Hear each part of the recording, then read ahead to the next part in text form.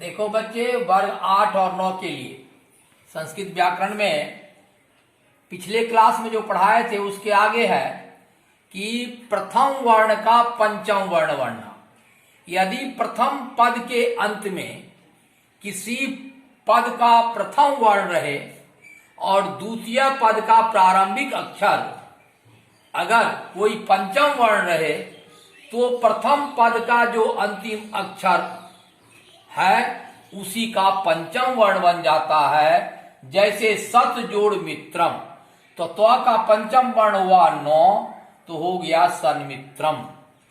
दिक जोड़ नाथ, क का पंचम वर्ण हुआ अंग और नौ तो पंचम वर्ण है ही, तो हो गया दिंगनाथ। अब देखें छठा रूल, छठा नियम, यदि प्रथम पद के अंत में दंत सौ हो और द्वितीय पद का प्रथम अक्षर तालब सौ या चौ रहे तो दोनों भी कंडीशन में ये दंत सौ जो है वह तालब सौ में परिवर्तित हो जाता है। जैसे रामस जोड़ सेते, तो ये दंत सौ का तालब सौ हो गया तो रामस सेते हो गया। उसके बाद कस जोड़ चित, तो ये दंत सौ का तालब सौ हो गया तो हो गया कश्चित। अब देखो बच्चे सातवां रूल, तो का अगर प्रथम पद के अंतिम में तो हो और द्वितीय पद का प्रारंभिक अक्षर चौ या जौ रहे तो कैसे परिवर्तन होगा। तो के बाद अगर चौ रहे तो वो तो भी चौ हो जाता है और तो के बाद अगर जौ रहे तो वो भी तो जौ हो जाता है।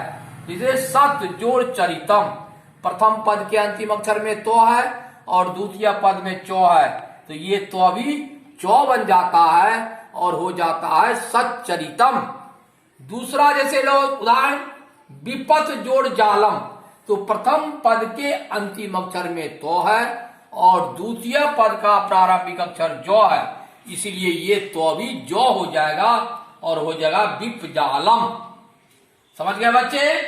अब लास्ट व्यंजन संधि का 8वां रूल है, अगर तो का लौ होना कैसे होता है। यदि प्रथम पद के अंतिम अक्षर में तो रहे और द्वितीय पद का प्रारंभिक अक्षर अगर लौ रहे तो ये तो को भी लौ में परिवर्तित कर देते हैं।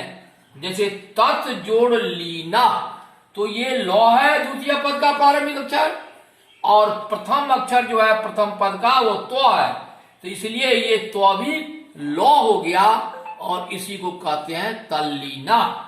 दूसरा बच्चे उत जोड़ लेखा, तो उत में जो है प्रथम पद का अंतिम अक्षर तो है और यहाँ उ है, लेखा है लौ है, तो ये भी तो का बदले लौ हो जाता है और हो जाता है उल्लेखा।